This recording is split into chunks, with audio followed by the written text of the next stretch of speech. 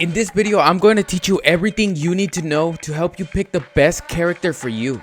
By the end of this video, you will know every character from M to W. To begin with, choosing the right character for you is going to depend on your experience and knowledge about the game.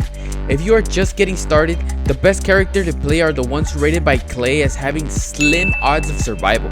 This includes Wilson, Willow, Wendy, Wigfrid, Woody, Winona, and Walter. All of these characters have none to very minor downsides that will provide you with an easy way to learn the game.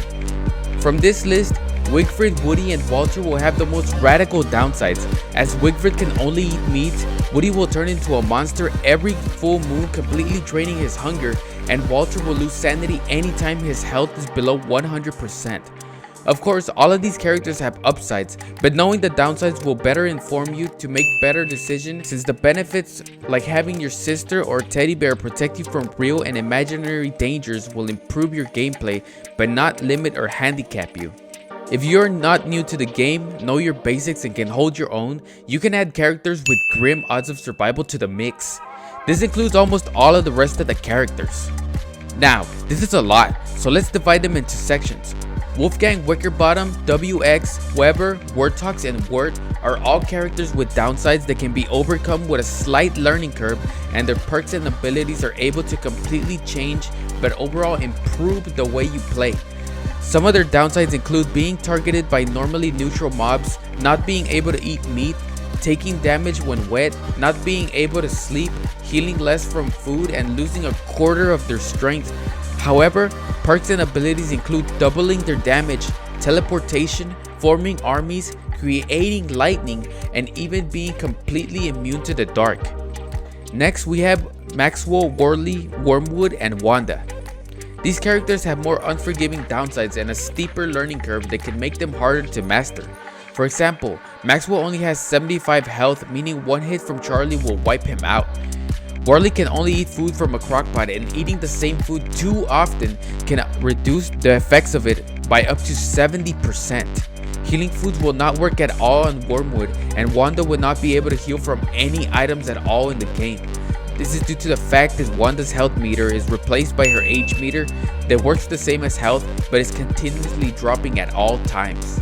However, being able to summon minions, make damage boosting foods, planting crops straight into the ground, and teleporting anywhere on the map are some of the perks, so don't disregard them.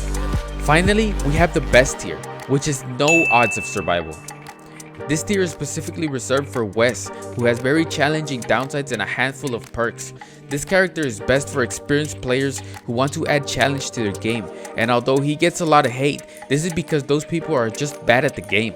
The next step is to determine your playstyle for the game.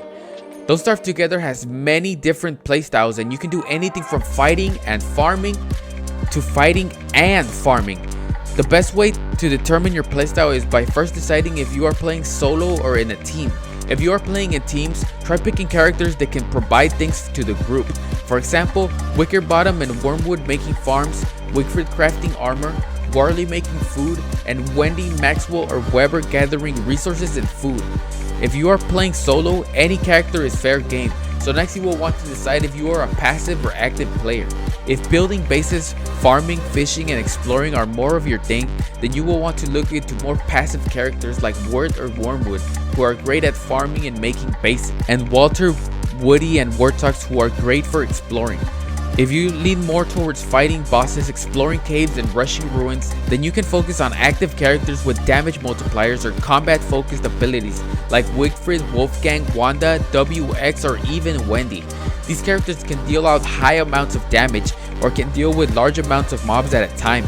Many characters are also great at both.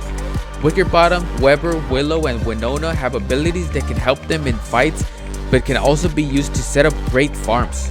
To conclude, all the characters in this game have abilities and downsides, and it's all up to you to what you want to work with.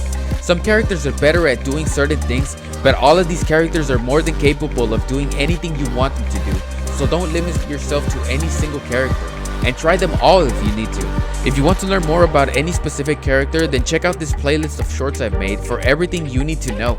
Like this video if you enjoyed it, and subscribe for more content. Also comment what character you made and why you picked them.